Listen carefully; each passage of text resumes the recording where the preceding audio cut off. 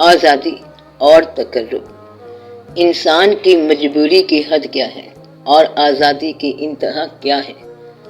زندگی میں مضامین اتنے ہیں کہ بے انتہا۔ ہر چیز ہر آدمی کے لیے نہیں ہے، اس کو ذرا غور سے دیکھیں۔ حتیٰ کہ جو سارا قرآن پاک ہے وہ بھی آپ کے عمل کرنے والی یا عمل کی دعوت یا عمل کا حکم دینے والی کچھ آیتیں ہیں، کچھ آیات ہیں جو صرف اطلاع کے لیے ہیں کہ ہم نے پہلی امتوں کے ساتھ کیا کیا۔ اس سے نتیجہ نکلتا ہے جو آپ کے عمل کی اصلاح کرے۔ لیکن دین صرف عمل کی اصلاح نہیں ہے، خیال کی اصلاح بھی ہے، عقیدے کی اصلاح بھی ہے۔ آپ کا رجوع اگر صداقت کی طرف ہو گیا، سفر نہ بھی کر سکے پھر بھی آپ صداقت میں ہی مرے، کیونکہ بہت ساری کثیر وسعتوں اور جہتوں سے نکل کر آپ نے صداقت کی طرف رخ کر لیا۔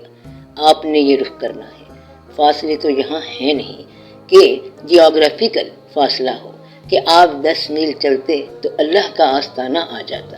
یہاں تو حقیقت کا آستانہ آپ کی پیشانی میں ہے، یعنی کہ یہ پاؤں چلانے کا نام تو نہیں ہے، وہ آپ کی پیشانی میں ہے یا آپ کے دل میں ہے، جس طرح کہ وہ فلک آپ کی آنکھ کے دل میں ہے۔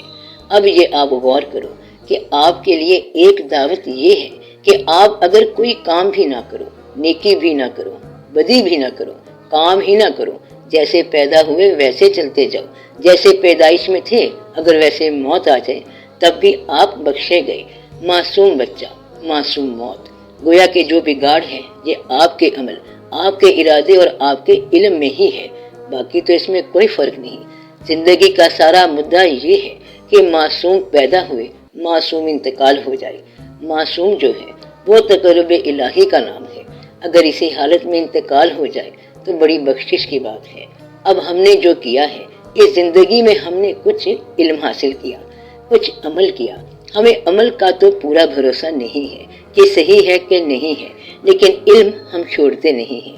ہم اس کو اپنا سرمایہ سمجھ بیٹھے ہیں کہ علم صحیح ہے، حالانکہ اس کے نتیجے میں عمل غلط ہو گیا، اس لیے سکون نہیں ہے۔ اب عمل غلط جو ہو گیا تو ہم کہتے ہیں کہ ہمیں اچھا عمل ملنا چاہیے تاکہ وہ میرے علم کے مطابق ایگری کرے۔ اگر میں یہ کہوں کہ وہ علم ہی صحیح نہیں ہے تو پھر ساری بنیاد ہی متزلزل ہو گئی۔ مدعا یہ ہے کہ اس پہ غور کریں کہ کون سا علم ہے جو ضروری ہے اور کون سا عمل ہے جو ضروری ہے، تاکہ آج کا انسان اس کرب اور پریشانی سے نکل جائے۔ سب سے پہلے آپ نے اتنی سی بات کرنی ہے کہ یہ جو آپ کا اپنا وجود ہے، جو آپ کی زندگی ہے، جو آپ کی ذات ہے، اس ذات، اس زندگی، اس وجود کو احترام سے دیکھو، پرستش سے نہ دیکھو۔ احترام سے اس لیے دیکھو کہ آپ کے ذہن میں واجب الاحترام وہ ذات ہوتی ہے جو یکتا بھی ہو اور جو تقرب الہی میں بھی ہو۔ جتنی بھی قابل احترام باتیں ہیں وہ ساری کی ساری اس وجود میں موجود ہو سکتی ہیں، یعنی آپ کے وجود میں، ذاتی وجود میں، یعنی کہ توبہ کر کے یہ گناہ سے نکلتا ہے، رخ صحیح کر کے یہ صحت کا راستہ طے کرتا ہے، صحت علمی اور صحت عملی دونوں کا راستہ طے کرتا ہے، ایمان حاصل کر کے یہ مومن ہو جاتا ہے اور اس کی یاد کے ساتھ یہ تقرب الہی میں چلا جاتا ہے، یعنی کہ یہ وجود تمام صفات، بلند صفات، ساری کی ساری صفات حاصل کرنے کی صلاحیت رکھتا ہے۔ آپ نے میری بات پہ غور کیا کہ جتنی بھی صفات ہیں، ذات کی صفات جو بیان کی گئی ہیں، آپ اپنی ذات کے اندر ان تمام صفات کا ذائقہ لے سکتے ہو۔ آپ میری بات نہیں سمجھے کہ مدعا یہ کہ آپ یہ کہتے ہو کہ وہ رحمان ہے، رحم کرے گا، تو رحم کر کے بھی دیکھو تھوڑا سا۔ جب آپ رحم کر کے دیکھتے ہیں تو پھر سمجھ آتی ہے کہ آپ نے رحمان کو تسلیم کر لیا۔ اگر اس کو رحمان مانتے ہو اور رحم کرتے نہیں ہو تو نہ تم نے اس کو مانا اور نہ اپنے آپ کو مانا۔ اب یہاں دقت آئی پڑی ہے کہ ہم اس کو رحمان کہتے ہیں کہ یا رحمان رحم فرما، اور جب ہمارا وقت آتا ہے تو ہم رحم نہیں کرتے۔ وہ کہتا ہے کہ رحمان کو پکار رہے ہو، رحیم کو پکار رہے ہو، یعنی کہ رحمت کرنے کی خواہش ہے، تم میں صرف رحمت لینے کی خواہش ہے، آگے کرنے کی خواہش نہیں۔ یہاں پہ آ کے تمہارے علم اور عمل میں بگاڑ پیدا ہوتا ہے۔ جتنی بھی صفات ہیں، ذات کی صفات ہیں، وہ ساری کی ساری جو ہیں اس ذات کے اندر ان کا عکس موجود ہے۔ وہ خالق ہے، خالق بڑی ذات ہے، بڑی صفت ہے، بڑا عمل ہے، اور آپ اپنے ڈومین میں خالق ہو۔ وہ خالق تو نہیں ہو، لیکن آپ کے پاس تخلیق کے مراحل، معیار اور درجے تو ہیں۔ کتاب ہو، اولاد ہو، کوئی چیز بنا لو، کوئی اور خیال تخلیق کر لو، کچھ نہ کچھ کرتے ہی رہتے ہو۔ اگر آپ کو حسن تخلیق پر یقین ہے تو حسن تخلیق کرو۔ جب آپ کی تخلیق کا وقت آتا ہے تو آپ ملاوٹ کر دیتے ہو، پھر آپ کہتے ہو کہ وہ خالق ہے، وہ بے نیاز ہے۔ جو صفات آپ کہہ رہے ہو، تبھی پکارو کہ وہ صفات آپ نے اپنے اندر پیدا کرنی ہے۔ اس سفر کے اندر یہ پہلا پوائنٹ ضروری ہے کہ جس صفت کو آپ پکار رہے ہو، اس صفت کا اگر آپ کو فیض مل جائے تو وہ صفت آپ نے آگے رائج کرنی ہے۔ اگر رائج کرنے کا ارادہ نہیں ہے تو پھر پکارنا کیا ہے؟ یہاں پر ایک واقعہ پیدا ہوتا ہے جس سے پھر تمہارے اندر ایک انقباض طاری ہوتا ہے۔ مثلا یہ کہ اس کی صفت مانتے ہو رزق دینے والا، رزاق۔ اب یہی ایک مشکل مرحلہ تھا، اس کو بیان کرنا آپ کے خیال میں مشکل تھا۔ وہ رزق دیتا ہے، آپ کو بھی دیتا ہے۔ اب کیا کرو گے؟ پیسہ تو نہیں کھانا تم نے، کھانی تو روٹی ہے۔ رزق کا مطلب ہے کہ آگے تم کسی اور کے لیے تقسیم کرنے کے انداز سے رازق ہو، یعنی اس رزق کو آپ پہنچاتے ہو اولاد کو، رشتہ داروں کو، اتفاقیہ آنے والے مہمانوں کو، جس کو بھی آپ دو، آپ دیتے رہتے ہو۔ اگر آپ اس سے رزق لیتے ہو اور دیتے نہیں ہو تو بخیل ہو کے مارے گے۔ جمع مال و عددہ، پھر تو آپ پر وہ رزق فیض کے بعد ایک عذاب بن گیا۔ وہ رزق فیض نہیں ہے جس رزق کی تقسیم تم پر مشکل ہو، وہ رزق عذاب نہیں تو آزمائش ضرور ہے۔ لہٰذا اس رزق سے گریز کر جو تیرے لیے آزمائش بن جائے۔ وہ تیرے راہ کی رکاوٹ ہے، تیرے سفر کا حجاب ہے اور تیری منزل کے لیے ایک رکاوٹ ہے۔ اگر تمہیں لے کے دینا بھی آسان ہے، رزق دینا بھی آسان ہے تو صفت کے اندر شامل ہو گئے۔ اگر صفت میں شامل ہو گئے تو پھر تم وہ تو نہیں ہو لیکن اس کے تو ہو گئے۔ وہ ہونا تو مشکل ہے لیکن اس کا ہو جانا تو آسان ہے۔ اس کو آپ سمب کرتے ہیں۔ آپ جس صفت کو پکار رہے ہو، وہ صفت اگر کبھی اتفاق سے آپ کے لیے فیض رساں ہو جائے تو جن کے پاس اس صفت کا فیض نہیں ہے وہ ان تک پہنچاؤ۔ اگر آپ کے پاس قوت آ جاتی ہے تو وہ تو قوی ہے اور شدید بھی ہے۔ قوی سے آپ نے کیا لینا ہے؟ قوت ہی لینی ہے نا۔ قوی سے جب آپ نے قوت لے لی اور قوت آپ نے کمزور کو ڈرانے میں لگا دی تو پھر آپ اچھے مقام کی قوت لے کر اسے غلط انداز سے استعمال کر رہے ہو۔ یہ آپ کے لیے ایک بہت بڑی آزمائش ہے۔ دینے والا جو ہے وہ سب کے لیے دینے والا ہے، تم اسی سے لے کر اسی کے بندوں کو اسی صفت سے محروم کر رہے ہو۔ یہ چیز تمہارے لیے ایک آزمائش بن جاتی ہے۔ اب آپ دیکھو کہ جتنی بھی نعمتیں آپ کے پاس ہیں کسی انداز کی ہوں، اگر وہ آپ اپنے تک رکھتے ہو تب بھی وہ نعمت اپنے اندر وجود میں دفن ہو جاتی ہے، اور اگر غلط مقام پر دیتے ہو تو پھر آپ کی تقسیم غلط ہو جاتی ہے۔ نعمت کا مقام صرف صحیح مقام تک اس کی ڈسٹریبیوشن ہے، یہی تیرا کام ہے اور تیرا کام ہی کوئی نہیں ہے۔ نعمت وصول کر اور اس تک پہنچا جس کے پاس وہ نعمت نہیں ہے، غلط مقام پر نہیں پہنچانا۔ یہ کام جتنی نفاست سے اور دیانت سے کرو گے اتنا ہی تمہیں تقرب ملتا جائے گا، اور کچھ بھی نہیں کرنا۔ ہمارے ساتھ ایک آدمی جو ہے، اس نے انسان کے ساتھ، اللہ والے کے ساتھ ایک انسان نے زیادتی کر دی۔ اسے غصہ آ گیا، اس نے اسے چھوڑ دیا۔ وہ کافر تھا جسے انہوں نے گرایا ہوا تھا۔ کافر نے کہا آپ نے چھوڑا کیوں ہے جبکہ آپ کے پاس تلوار بھی ہے اور میں کافر بھی ہوں؟ انہوں نے کہا کہ اس میں میرا غصہ شامل ہو گیا تھا اور میں یہ نہیں چاہتا کہ میں اپنے غصے کی وجہ سے اس کے غصے کا جو میں مظہر تھا اس میں ملاوٹ نہیں کرنا چاہتا، گویا کہ اس کے جلال کے اندر بھی اپنا جلال شامل نہ کرنا۔ بات سمجھ آئی؟ صرف اس کو ڈسٹریبیوٹ کرنا ہے۔ اگر وہ کہے کہ جنگ کرو تو جنگ کرو، وہ کہے بند کرو تو بند کر دو، یہی آپ کا کام ہے۔ آپ صفات کے حوالے سے بھی ناقص ڈسٹریبیوٹر ہو، طلب کرتے رہتے ہو اور پھر طلب آگے تقسیم نہیں کرتے ہو۔ جو چیز موجود ہے اس کو آپ پراپر کوارٹر تک تقسیم نہیں کرتے ہو۔ یہ ایک مقام ہے۔ ہر انسان کے اندر وہ تمام چیزیں موجود ہیں جس کا اس کو علم ہے یا کبھی گمان ہے۔ جو آپ چاہتے ہو کتنا ہی ناممکن ہو چاہنا بذات خود ہی ممکن ہے۔ جو آپ نے چاہا ہے وہ ناممکن آپ کی خواہش ہو گئی تو خواہش کا ہونا ہی اس کا امکان ہے، لہٰذا ہر خواہش پوری ہو سکنے کی صلاحیت رکھتی ہے۔ اب اس کا عمل کیا ہے؟ اس کے عمل دو ہیں۔ ایک تو خواہش کو اس کے پراپر ایکشن کے مطابق لے چلو، وہ پوری ہو جائے گی، پھر دعا کے ذریعے بھی پوری ہو جائے گی، اور اگر وہ پوری نہیں ہوتی تو پھر سوچنا پڑے گا کہ کہیں مجھے خواہش سے دستبردار ہونے کا تو نہیں کہا جا رہا۔ پھر اس کے حکم سے دستبردار ہونا اتنا ہی آسان ہونا چاہیے جتنا تم نے اس کو اٹھایا ہوا ہے۔ اگر خواہش سے دستبردار ہونا نہیں آتا تو خواہش کو نہ پیدا کرنا۔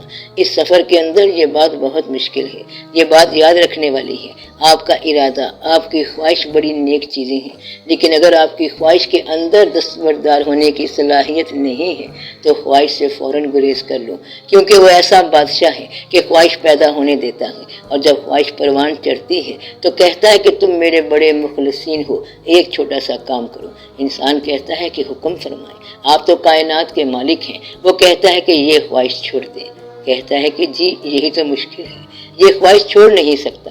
یہاں آ کے پھر تم الہیات کے ساتھ اپنا ذاتی تعلق توڑ دیتے ہو، خواہش کو اس کے حکم پر ترک نہیں کرتے۔ ضروری یہ ہے کہ اس کے حکم پر خواہش اٹھانا اور پھر جب وہ کہے تو ترک کرنا۔ ایک مثال بتاتا ہوں آپ کو۔ ایک آدمی کو اس کے بزرگ نے حکم دیا کہ تم ذکر کرو، اللہ کا ذکر۔ اس نے بڑا ذکر کیا اور کیفیت میں آ گیا، جذب میں آ گیا۔ چلتے چلتے اس کو کسی دیوار کے ساتھ کہیں ٹھوکر لگی تو سر سے جو خون نکلا اس سے بھی اللہ کا ذکر جاری ہو گیا۔ پیر نے بلایا، کہتا ہے کہ السلام علیکم یا حضرت، ہمارا کام ہو گیا۔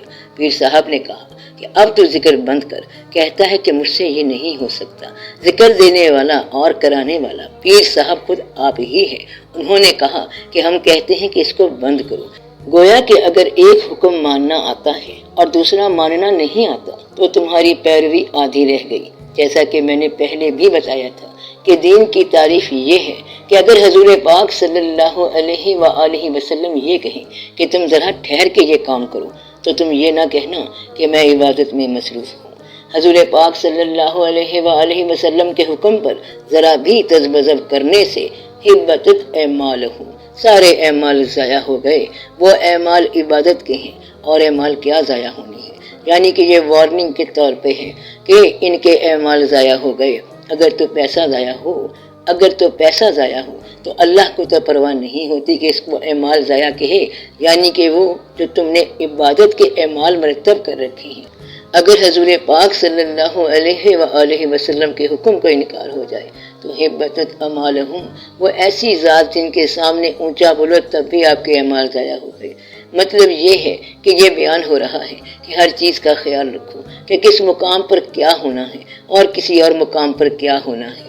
میں آپ کو یہ مضمون بتا رہا ہوں کہ آپ کے وجود کے اندر تمام صلاحیتیں ہیں اور آپ اپنے وجود کو یا اپنی ذات کو ہمیشہ کچھ بنانا چاہتے ہو۔ تکلیف بنانے کے خیال میں غلط نہ بنا بیٹھنا۔ اس لیے میں نے یہ بتایا تھا کہ 3 چیزیں بہت ضروری ہیں۔ نمبر 1 یہ کہ آپ میں اللہ کے نام پر ایک تو یہ روٹین کی زندگی ہے، جیسے ہم چل رہے ہیں، کمایا کھایا، محنت کی، ٹائم ٹیبل اور پھر پروگرام کے مطابق۔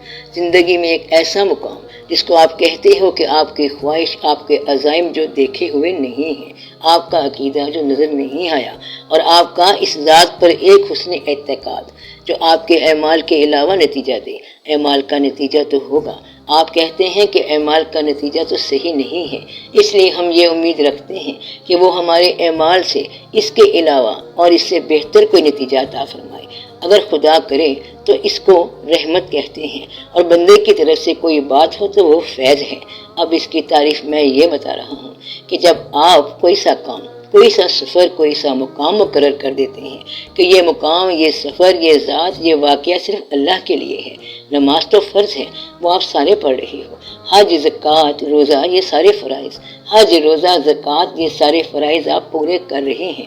ہم یہ کہہ رہے ہیں کہ کوئی ایک چیز آپ مقرر کر دیں کہ یہ کام صرف اللہ کے لیے ہے، کوئی سا کام، کوئی سی ذات جس سے ملاقات صرف فی سبیل اللہ ہو، یا کوئی سا ارادہ جو صرف الہیات کے لیے ہو، یا کوئی سا وزٹ یا کوئی سی جگہ جو آپ نے مقرر کر رکھی ہے وہ وجود ہو، وہ زندہ ہو، وہ بے شک غیر زندہ بھی ہو، یعنی کوئی جگہ ہو، وہ آپ جب مقرر کرتے ہیں کہ میرا یہ کام صرف اللہ کی خاطر ہے، اگر اس میں استقامت ہو، وہ لگاتار ہو، بار بار ہو بلکہ 1000 بار ہو، اور اس 1000 بار ہونے میں پوری تکرار کے ساتھ قائم ہو اور اس میں آپ برقرار رہ گئے، تو سمجھو کہ آپ کے لیے بہتری شروع ہو گئی۔ کہتا ہے کہ ہم 25 آدمی سفر پر چلے تھے، وہ سارے ایک ایک کر کے چلے گئے۔ کہتا ہے کہ انہیں بھی کچھ نہ ملا اور مجھے بھی کچھ نہ ملا، لیکن میں چلتا رہا اور وہ واپس چلے گئے۔ اب جو چلتا رہا اس میں کیا چیز ہے؟ استقامت۔ اگر آپ کے اندر استقامت ہے تو اسی استقامت سے چلنا ہے۔ تمہارے اندر یہ بات ہے، استقامت ہو اور اس کام کا شوق ہو جس کام کی خاطر آپ چل رہے ہو۔ شوق کا مطلب ہی یہ ہے کہ وہ راستے کی کسی رکاوٹ کی پرواہ نہیں کرتا، کسی مجبوری کی پرواہ نہیں کرتا، کسی معذرت کو قبول نہیں کرتا، اور وہ لگاتار چلتا ہی رہتا ہے، کبھی مدھم نہیں ہوتا۔ شوق کی تعریف یہ ہے، یہ نہیں ہے کہ مجھے کل تک بڑا شوق تھا اور اب شوق ہی ختم ہو گیا۔ اس سفر میں یہ نہیں ہوتا۔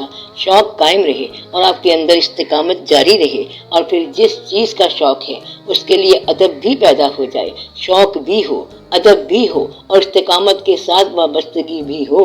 اگر یہ عمل قائم ہو گیا تو اسی کا نام فیض ہے۔ فیض جس سے لینا ہو، اس سفر کے لیے شوق ہونا چاہیے اور پھر استقامت ہونی چاہیے، اس کے اندر پھر ادب ہونا چاہیے تاکہ بے باکی جو ہے وہ قائم نہ ہو۔ اور یہ تینوں صفات جس شخص میں قائم ہو گئی اس شخص کے اندر سے فیض نکل آئے گا۔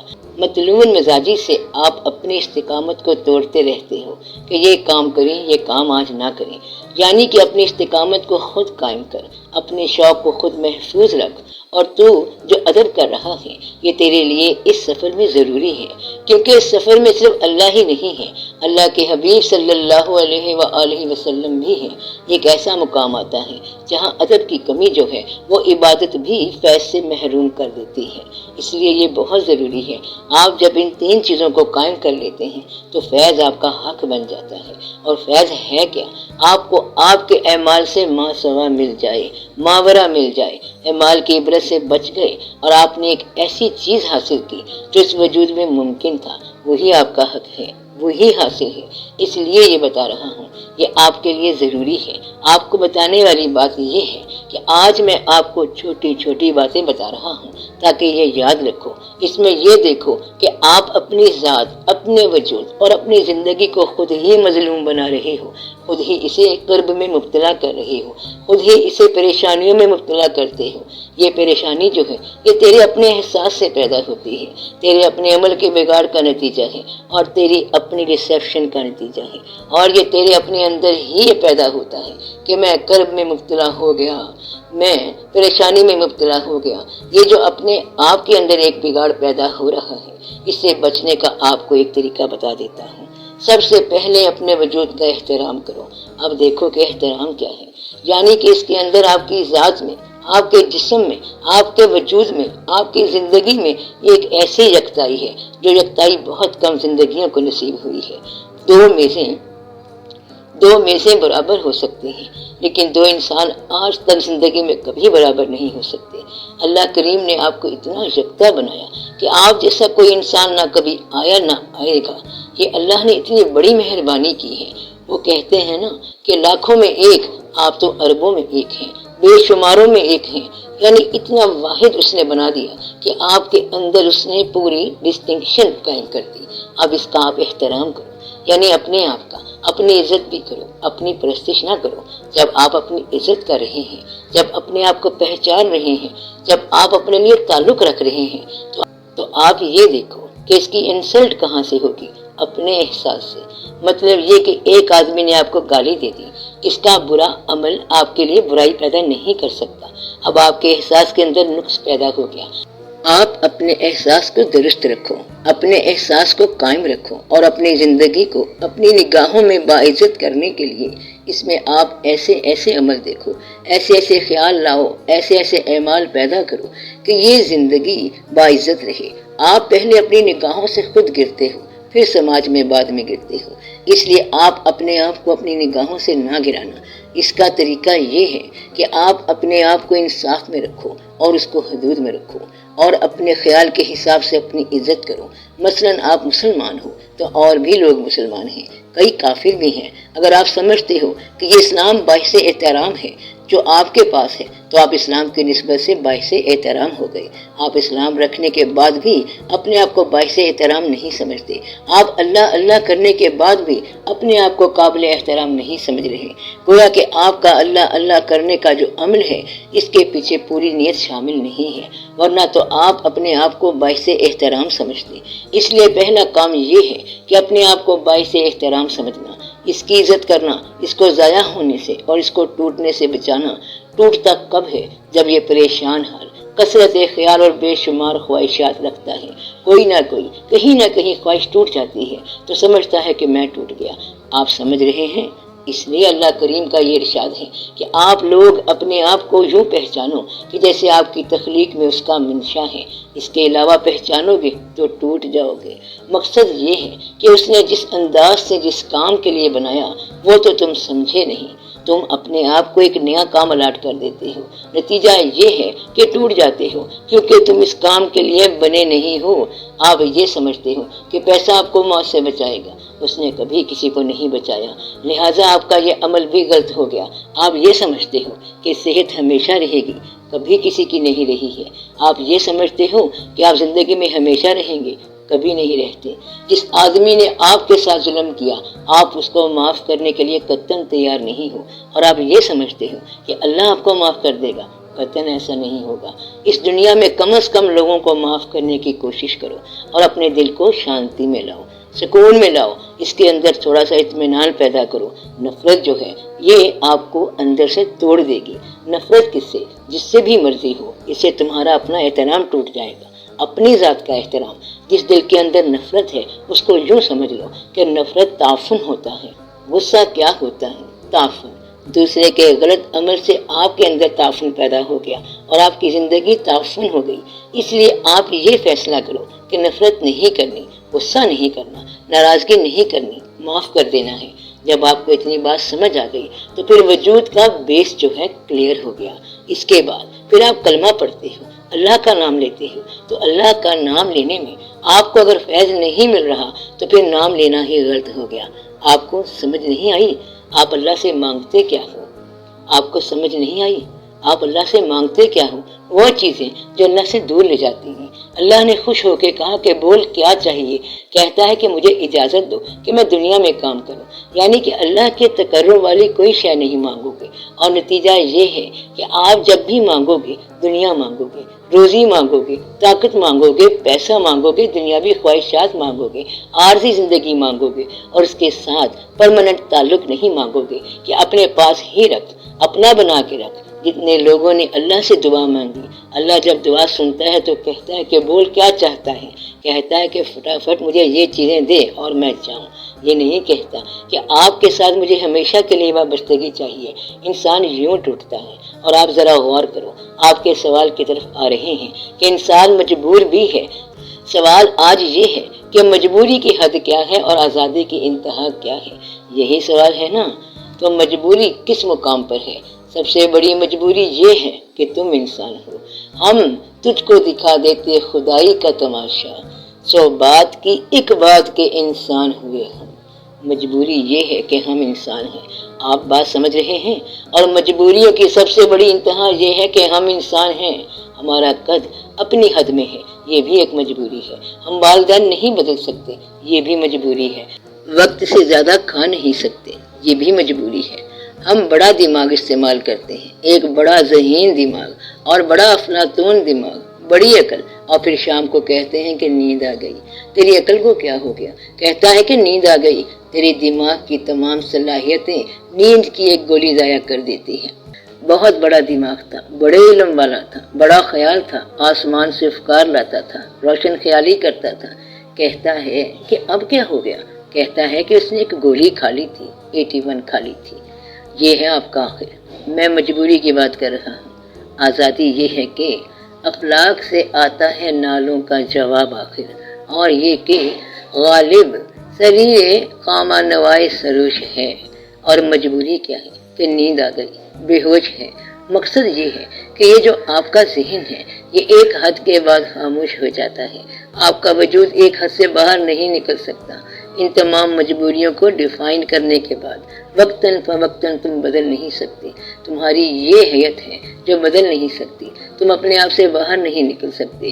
اللہ کریم نے فرمایا ہے کہ یا معشر الجن والانس ان استطعتم ان تنفذوا من اقطار السماوات والارض۔ یہ سماوات جو ہے یہ مجبوری ہے کہ تم اپنی مجبوریوں کے حصار سے نکل نہیں سکتے۔ نکل سکتے ہو تو پھر نکل جاؤ۔ اب آزادی کہاں سے شروع ہوتی ہے؟ لا تنفذون الا بسلطان۔ اگر سلطان کے ساتھ ہو جاؤ تو پھر آپ نکل بھی سکتے ہو۔ سلطان پھر اس کی ذات ہے، اگر اس کی ذات چاہے تو وہ جہاں چاہے لے جائے۔ اب یہاں آ کے لوگوں کو سمجھ نہ آئی کہ ایک بندہ حدود میں رہنے والا پیغمبر کیسے ہوا۔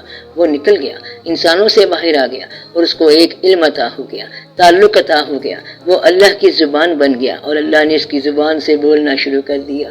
وہی ہو گئی، الہام ہو گیا اور پھر نزول فرقان ہو گیا۔ جس ذات پر نزول کلام مجید ہو وہ ذات کم نہیں ہے مقدس کتاب سے، صلی اللہ علیہ وآلہ وسلم۔ پھر اس میں کیا کمی رہ گئی؟ اس کا اپنا بولا ہوا ہو یا اللہ کا بولا ہوا ہو، ہیں تو دونوں ہی اس زبان کی باتیں، ہیں تو دونوں ہی اس زبان کی باتیں۔ آدھی باتوں کو قرآن کہہ لو اور باقی باتوں کو حدیث کہہ لو، اس میں کون سی دقت کی بات ہے؟ حدود تو اب نکل گئی۔ دوسرا، اس سوال کے اندر جو سب سے بڑی اہمیت ہے جس کو میں نے انٹرٹین کیا کہ حدود جو ہیں مجبوری یہ ہے کہ آپ اپنے دور میں رہتے ہو، یعنی 2021 میں رہتے ہو، اور آزادی یہ ہے کہ ایسا کام کر جاؤ تو لازوال زمانوں تک یاد رہے گا۔ اب یہاں سے حد ٹوٹ جاتی ہے کہ ایک ایسا عمل، ایسا خیال جو آنے والے زمانوں میں سے تیر بن کے نکل جائے۔ جس طرح آج آپ یاد کر رہے ہو، یہاں بیٹھے ہوئے کہتے ہو یا علی مدد، تو علی علیہ السلام آج تو نہیں ہوتا، وہ آج کا زمانہ تو نہیں ہے نا۔ درود شریف پڑھ رہے ہو تو یہ آج کا زمانہ تو نہیں ہے۔ کسی پرانے زمانے کے پرانے اسم کو آج کے زمانے کا انسان آج ہی میں پڑھ رہا ہے۔ اب یہ انہوں نے سارے وقت کو توڑ کر دکھایا۔ آپ لوگوں کے لیے تھوڑا سا مشکل ہے، آپ لوگوں کے لیے ایک شعر ہے، سارے وقت کو میں توڑ کر نکل نہ سکا، تیرے جمال کا پہرا لگا رہا ہر سو، اور آپ اس کے پہرے میں ہیں، اس لیے آپ اپنے حصار کو توڑ نہیں سکتے۔ حصار ہے وابستگی کا نام، مجبوری ہے وابستگی۔ کہتا ہے کہ شام ہو گئی، پھر کیا ہو گیا؟ کہتا ہے کہ آپ واپس چلیں گھر، صبح گھر سے باہر اور شام کو واپس گھر۔ ٹو اینڈ فرام آپ کی زندگی جو ختم، بس یہ ٹو اینڈ فرام میں ختم ہونی ہے۔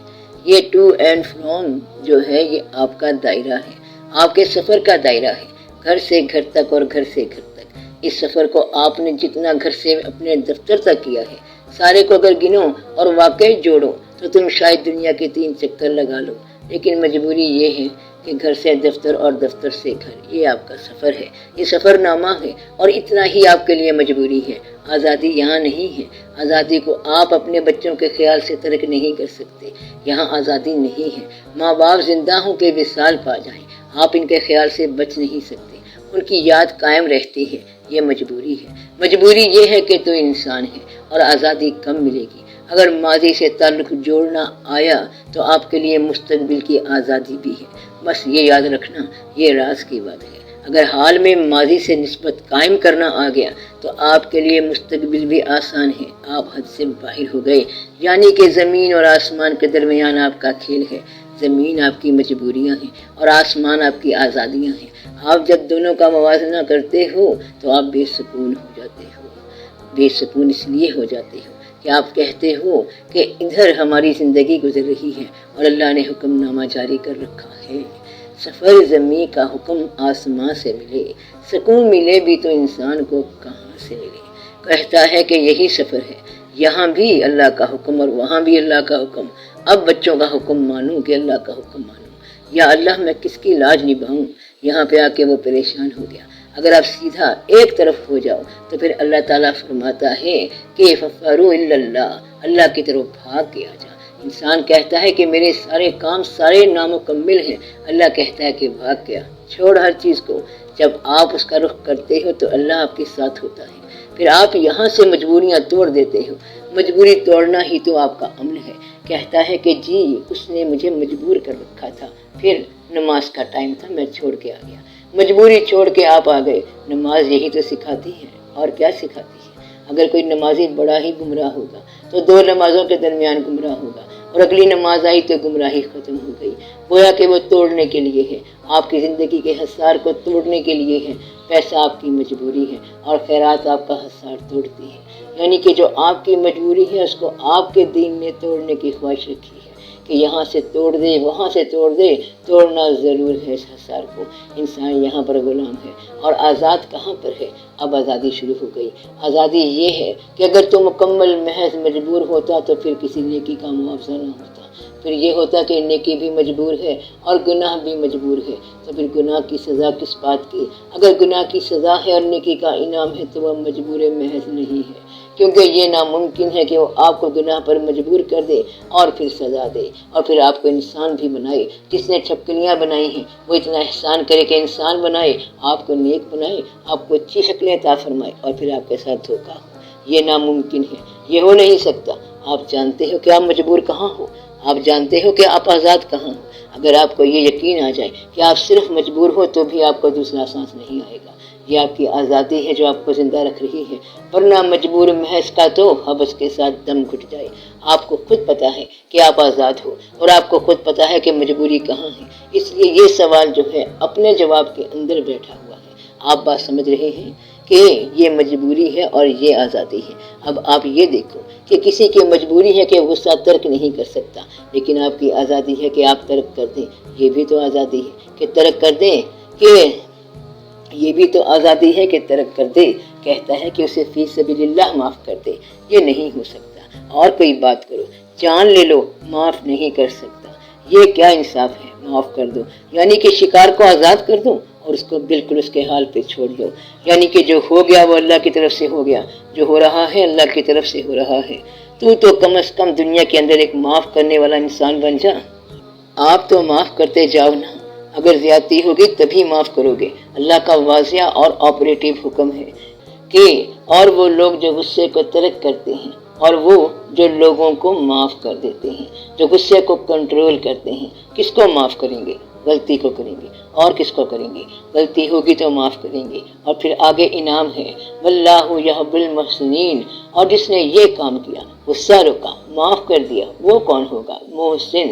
اور جس نے احسان کیا اس غریب پر جس پر اسے غصہ ہے، احسان کیا اس پر جس کا تو حق نہیں بنتا تھا، جب احسان کر دیا تو اب آپ انتظار کرو کہ اللہ پیار کرتا ہے محسنوں سے۔ جب اللہ آپ سے پیار کرے گا تو اللہ کی راہ تب سمجھ آئے گی۔ اللہ پیار نہ کرے تو پھر تمہیں اللہ کی راہ کیسے سمجھ آئے؟ اللہ خود ہی اپنی راہ کی طرف بلاتا ہے، تم نہیں جا سکتے۔ اللہ کی یہ مہربانی ہے کہ آپ کو اپنی راہ کی طرف بلائے۔ تم فی الحال اپنے آپ کو دستبردار کر لو، کس سے؟ خیال سے، غصے سے، نفرت سے، لالچ سے، اور کئی واقعات سے۔ آپ نے صرف آزاد کرنا ہے۔ یہاں آپ آزاد ہو گئے، وہاں آپ کی بات پوری ہو گئی۔ مجبوریاں قدم قدم پر ٹوٹتی ہیں اور آزادیاں قدم قدم پر رکتی ہیں۔ یہ چلتا چلا جا رہا ہے اور چلتا چلا جاتا ہے۔ ہر سفر میں ہم گئے، آزادی کا سفر ہے، لیکن آخری مقام ایک ہے۔ مجبوری یہ ہے کہ دنیا کو رخصت کرنا ہے، اس سے آپ پر نکلنا ہے، اس سے آپ نے نکلنا ہے۔ اس لیے اس بات کا خیال رہے، پھر انسان اپنی بات سمجھ جاتا ہے کہ میری مجبوری کہاں پر ہے، آزادی کہاں پر ہے۔ بعض اوقات آزادی کی خواہش بھی مجبوری بن جاتی ہے۔ اس کا بھی خیال رہے کہ میں آزاد ہونا چاہتا ہوں، توڑنا چاہتا ہوں بندھن سارے، مگر توڑ نہیں سکتا۔ اللہ کہتا ہے کہ نکل، کدھر نکل کے جائے گا؟ کس کس کو توڑے گا؟ اللہ کریم کے بعض عجیب کام ہے۔ کبھی کبھی ایسا ہوتا ہے کہ ہر چیز جو ہے ہر دوسری چیز کے ساتھ مربوط ہے، وابستہ ہے، پیوستہ ہے۔ جانور کو لے لو، اینٹ گارے کو لے لو، ہر چیز ایک دوسرے کے ساتھ مربوط ہے، خیال کے ساتھ جڑی ہوئی ہے۔ اس میں سے کوئی شخص اپنے آپ کو ایسولیٹ نہیں کر سکتا، ایک مربوط نظام ہے۔ مثلا اللہ کو سمجھو کہ اس نے آپ کو مجبور نہیں کیا، چلو مان لیا، آپ اللہ کے خیال سے، آپ اور خیال سے، آپ ماں باپ کے خیال سے آزاد ہو گئے، سب کچھ سے آزاد ہو گئے، لیکن والد ہونے کی حیثیت سے چھوٹے بچے کی چیخ تمہیں پابند کر دے گی۔ معمولی سی بات ہے، وہ جس نے دریاؤں کو عبور کیا، آگ کے دریا سے نکل گیا، پانی کے دریا سے نکل گیا، اسے کچھ نہیں پرواہ۔ زی بادشاہ گدا فارغم بے حمد للہ، سب کچھ توڑ دیا، پھر بچے کی فریاد مجھ سے نہیں سنی جاتی، میں وہاں مجبور ہو گیا تو مکمل آزاد ہو کے مجبور ہو گیا۔ یہ اللہ کریم کے کام ہے۔ کبھی کبھی چھوٹی سی آواز جو ہے آپ کو انتہا کی، کبھی کبھی چھوٹی سی آواز جو ہے آپ کی انتہا کی آزادیوں میں ایک ہنگامہ برپا کر دیتی ہے۔ اس لیے یہ اللہ کریم کے کام ہے کہ آزاد کب کر دے اور مجبور کب کر دے، یہ سارے اس کے کام ہیں۔ تیرا کام اس میں کچھ بھی نہیں ہے، نہ آزاد ہونا تیرا کام ہے اور نہ مجبور ہونا تیرا کام۔ تیرا کام تو ہے حکم ماننا، آزادی تیرا کام نہیں ہے، حکم ماننا اور اس ذات کا حکم ماننا اور ادب کرنا اور اس کے ساتھ استقامت کے ساتھ وابستگی کرنا کوئی دور کی بات نہیں ہے۔ کسی انسان کی بھی کوئی ضرورت نہیں ہے، تیری اپنی استقامت نہیں تجھ کو فیض دینا ہے، استقامت ہونی چاہیے۔ اس لیے آپ کی آزادیاں اور مجبوریاں بہت آسان ہیں۔ دیکھو یہ کمال کی بات ہے، کتنی آزادی ہے اور کتنی پابندی ہے۔ پابندی اور مجبوری یہ ہے کہ تم انسان ہو، سجدہ کر رہی ہو، یہ آپ کی مجبوری ہے۔ آزادی یہ ہے کہ سجدہ سیدھا اللہ کے پاس ہے، یعنی کہ کائنات بنانے والے کے ساتھ رابطہ ہے۔ آپ کی پیشانی کے سجدے کا یعنی کہ یہ مجبوری ہے، اور اس کا مسجود جو ہے وہ انتہا کی آزادی ہے، اور اس وقت دونوں منسلک ہیں۔ اب بات سمجھ رہے ہیں؟ آزادیاں عطا کرنے والے کے ساتھ آپ منسلک ہو، آپ مجبور ہو اور سجدہ آزاد کا ہے، اور دونوں متعلق ہو۔ جب مجبوری آزادیاں پیدا کرنے والے سے متعلق ہو جائے تو مجبوری کس بات کی؟ ایسی مجبوری پر ہزار آزادیاں قربان کر دو کہ وہ مجبوری جس نے آپ کو آزادیاں پیدا کرنے والے کے ساتھ ملا دیا۔ گویا کہ آزاد ہونے کا راستہ آپ کی پیشانی میں ہے، آزاد ہونے کا راستہ آپ کے آنسو میں ہے۔ آپ آزاد ہو گئے، یعنی کہ آنسو جو ہے یہ تقرب الہی کا بہت قریب ترین مشاہدہ ہے، آپ کے اندر ہے، آپ کے دل کی دھڑکن کے ساتھ ہے۔ یہ آزاد بھی ہے اور مجبور بھی ہے۔ مجبور اس لیے ہے کہ یہ انسان ہے، آزاد اس لیے ہے کہ اصل میں یہ انسان نہیں ہے۔ بات کچھ اور ہے، بات اصل میں یہ ہے کہ اس پردائے ہستی کو کیا چاک تو دیکھا۔ اس سے پہلے میں نے کیا شعر سنایا تھا؟ ہم تجھ کو دکھا دیتے خدائی کا تماشا، 100 باتوں کی ایک بات کے انسان ہوئے ہیں۔ اور اب یہ کہ اس پردائے ہستی کو کیا چاک تو دیکھا، انسان کہاں مظہر یزدان ہوئے ہم۔ اب انسان کدھر ہے؟ صرف اس پردائے ہستی کو چاک کرنا ہے۔ چاکے گریباں کی بات نہیں کر رہے، پردائے ہستی کو چاک کرنا ہے۔ جب آپ اس ہستی کے پردے سے باہر نکلیں گے تو پھر آپ وہی ہو جو اس نے بنایا، اور اس کا مظہر وہی ہے، یعنی کہ وہ نمائندہ ہے آزاد کا، مالک کا، قوی کا، رحیم کا، رحمان کا، رازق کا۔ دنیا میں اس کا مظہر کون ہے؟ بیچارہ یہ مجبور جو کہ اصل میں آزاد ہے۔ اس لیے آپ کی مجبوریاں جو ہیں یہ آزادی ہی کی علم بردار ہیں۔ وہ آزادی کہ آپ ہر چیز کو ویسے ہی توڑ کے چلے جاؤ تو یہ ممکن نہیں ہے، اور یہ خواہش بھی نہیں ہونی چاہیے۔ آزاد سے نسبت ہی آزادی ہے، یعنی کہ کمزور کی نسبت قوی سے ہو جائے تو یہی قوت ہے۔ ایک واقعہ ہے کہ کہتے ہیں کہ ایک بستی میں قحط پڑا ہوا تھا، سارے لوگ سراسیمہ بدحال، پریشان، گمسم اور خوفناک حالت میں۔ وہ ایک آدمی کو دیکھتے ہیں، ایک درویش کہہ رہا ہے کہ میں نے دیکھا کہ ایک غلام تھا جو خوش خوش جا رہا ہے۔ میں نے کہا کہ سارے شہر پر ایک خطرہ ہے، قحط ہے، فاقے ہیں، اور تو بہت مسرور جا رہا ہے۔ کہتا ہے کہ میں جس کا غلام ہوں اس کے گھر میں دانے ہیں۔ درویش نے کہا کہ ہم جس کے غلام ہیں وہ تو مالکوں کا مالک ہے، ہمیں کس بات کا خوف ہے؟ تم اس کو مالک بناتے نہیں ہو، لہٰذا تمہیں مجبوریاں ڈستی ہیں۔ اس کو مالک مان لو تو مجبوری کوئی نہیں ہے۔ پھر حصار وقت ختم ہے اور تم اس کو توڑنے والے ہو، اور تم اسی کو جوڑنے والے ہو۔ تمہارے دم سے یہ کائنات ہے، ہم نہ ہوتے تو کائنات کدھر سے ہوتی؟ لیکن اگر یہ ہے کہ تم مجبور ہو گئے، کہو گے کہ اس کائنات میں میرا دم حبس ہو رہا ہے، میرا دم گھٹتا جا رہا ہے، اس طرح تو مجبور ہے۔ اور آزاد اس طرح ہے کہ یہ کائنات کیا چیز ہے، ہم اور بھی کئی کائنات جانتے ہیں۔ یہ آپ کے عرفان اور آپ کے ایقان کی بات ہے کہ آپ کا ایقان وابستہ کہاں پر ہے۔ اگر آپ کی وابستگی میں دراڑ نہیں ہے تو آزادیاں اور مجبوریاں ساری آپ کی غلام ہیں، اور اگر آپ کی آزادی اور آپ کے تعلق میں کچھ کمی بیشی ہے تو مجبوری بھی عذاب ہے اور آزادی بھی پریشانی ہے۔ یہ احساس ہے اس ذات سے وابستگی کا، اس ذات سے وابستہ ہو جاؤ تو سب مجبوریاں ختم ہو جاتی ہیں۔ ٹھیک بات ہے؟ ہاں ٹھیک بات ہے۔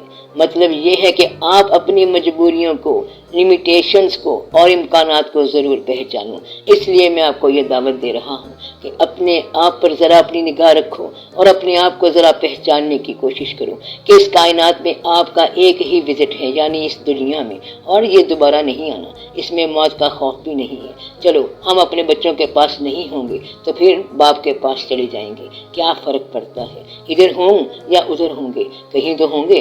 یہ خوف کی بات نہیں ہے، بات صرف اتنی ہے کہ یہ آپ کا وزٹ ایک ہی بار ہے۔ آپ بات سمجھ رہے ہیں؟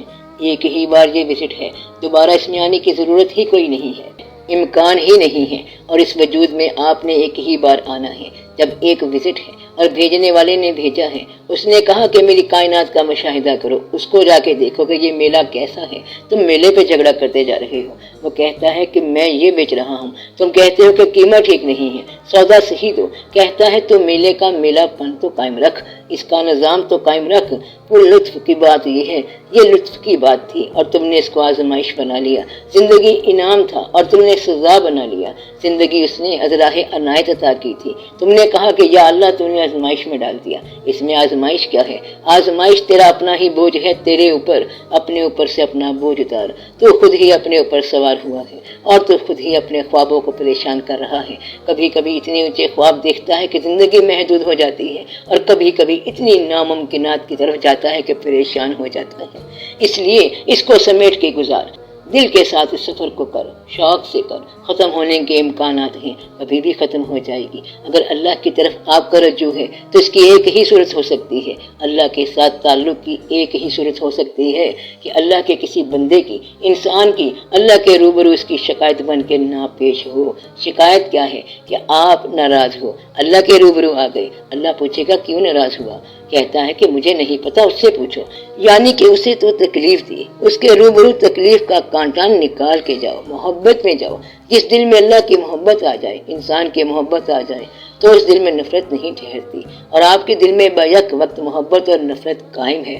مجھے سمجھ نہیں آ رہی کہ آپ کا دل کیا ہے۔ آپ اپنے دل کو اگر محبت کے لیے وقف کر دو تو نفرت نکل جائے گی۔ محبت کی تعریف ہی یہ ہے کہ نفرت نکل جائے، اور اپنے دل کو خالی کر دو۔ اس کا مطلب یہ نہیں ہے کہ ہم نے آپ کو معاف کیا لیکن میرے سامنے نہ آنا، یہ تو معاف کرنے کی کوئی بات نہ ہوئی۔